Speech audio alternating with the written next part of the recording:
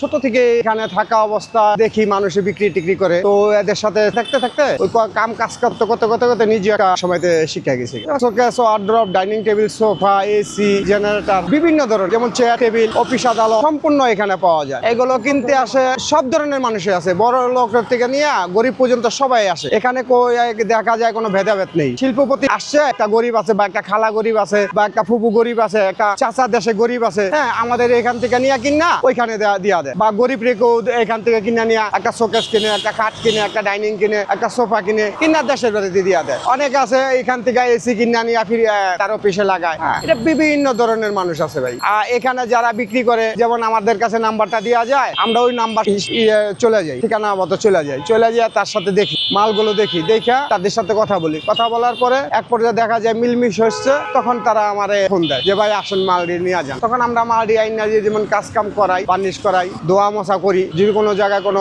সমস্যা থাকে তার সমস্যার সমাধান করি, তারপরে বিক্রি করি। যেমন এই যে কালকে খাট, আলমারি, ড্রেসিং টেবিল 3টা বিক্রি করছি। আনছিলাম 5টা, ডাইনিং টেবিল, ওয়ার্ড্রপ, খাট, ড্রেসিং টেবিল, আলমারি 5টা আনছি। তার 5টার ভিতরে 3টা বিক্রি করছি। এই যে সোফা, এই সোফা আনছি, আনার লগে লগে বিক্রি করছি। যেমন এই যে সোফাটা, এই সোফাটা করলাম নতুন, শোরুম ফেরত মাল আছে না কিছু, এই শোরুম ফেরত মাল এইটা হ্যাঁ। যেমন এগুলো ওই যে বিগত দিন অফিস দোকান নিছে, বিক্রি করতে পারে নাই, তারা মার খেয়ে গেছে গা। তখন কি করবো, দোকান ভাড়া না দিয়া তখন আমাদেরকে ঠিকানা দেয় যে ভাই আমার অফিসে 20 সেট সোফা আছে, 15 সেট সোফা আছে, 30 সেট সোফা আছে, ডাইনিং টেবিল আছে, খাট আছে, আলমারি আছে, আপনার একটা দাম দর ধরে নিয়ে যান। তখন কি করি আমরা, ওই মালগুলোরে একটা দাম দর ধরে নিয়ে আইসা আমাদের গোডাউনে রাখি, এরপর আস্তে আস্তে বাইর করে বিক্রি করি। যেমন আমরা সীমিত লাভ করি বাবা, আমরা বেশি কোনো লাভের আশা করি না। যেমন এই সোফাটা আমি মিথ্যা কথা আমার দরকার নেই, আমার 14,000 টাকা কিনা, 15 সাড়ে 15 হইলে আমি বিক্রি করে দেবো, কেন এটার পিছনে আমার গাড়ি ভাড়া আছে। তারপরে আমি একটা স্টাফ খাটাই, তখন ওই স্টাফের বেতনটা আছে। একটা স্টাফ তো 20,000-এর নিচে থাকবে না। মাসের ভিতরে যদি আমি 20টা মাল বেচতে পারি তা আলহামদুলিল্লাহ। দেখা যায় আমার ডাইনিং নাই, ডাইনিং শেষ,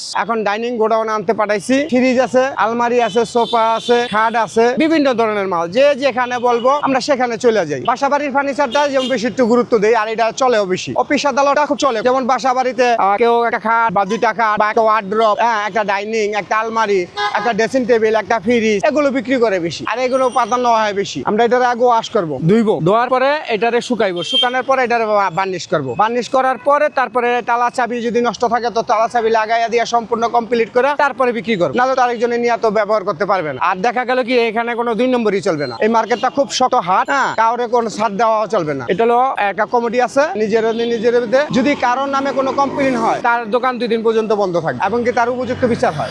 সবচেয়ে বেশি বাসা বাড়ির ফার্নিচার চাই, খাট, showcase, wardrobe, dining table, sofa, fridge, corner showcase, demand. তারা দেখে ভালোভাবে, কোনো জায়গায় ছিঁড়া ফাড়া আসেনি, কোনো জায়গায় ভাঙা চূড়া আসেনি, হ্যাঁ, কোনো জায়গায় টুরুটি আসেনি, কোনো জায়গায় গুনে খাওয়া আসেনি। তারা দেখে, তারপরে জিজ্ঞেস করে যে ভাই সত্যি কথা বলেন, মিথ্যা কথা আসলে দরকার নাই, 2 টাকা বেশি নেন তো আমার একটা ভালো জিনিস দেন। তখন আমরা দেখে ডিস্ট্রিবিউশন করার পরে তারপর দেখি যে না এটা ভালো বা এটা এই দোকানদারা ভালো আনছে, তখন ওইটা আমরা বলে দিয়া দিই। কাঠের ফার্নিচার তুলনা হয় না, কাঠের উপরে কোনো জিনিস জন্ম হয় না। তাহলে পানি লাগলে নষ্ট হয়ে যাবে, পাটে পানি লাগলে নষ্ট হয়ে যাবে, কাগজের মাল পানি লাগলে নষ্ট হয়ে যাবে, কাঠ অক্ষয় থাকবে, লোহা কয়দিন পরে মরিচা ধরবে, আর কোনানে ভাঙা গেলে ওই জায়গাটা পেরাক মাইরা ঠিক করে তারপর আবার বিক্রি করা যাবে। এই মালটারে ফিরে আবার নতুন করে ঘষতে হবে, ঘষিয়া ফিরে আবার ব্ল্যাকার দিয়ে বার্নিশ করা হবে এবং এই কাপড়টা পুরো পাল্টানো হবে, পাল্টাইলে পুরাটা নতুন। এই যে কাপড় এটার ঘষিয়া মশিয়া আবার ফিরে নতুন করে বার্নিশ করবো, এই কাপড়টা পাল্টাই দিব। তাহলে বাজেট অনুযায়ী মাল ওইভাবে দেখে আমাদের কাছে সব ধরনের মাল আছে। এখানে দেখা যায় 5,000 টাকা নিয়ে 2 লাখ টাকার মালও থাকে। যেমন একটা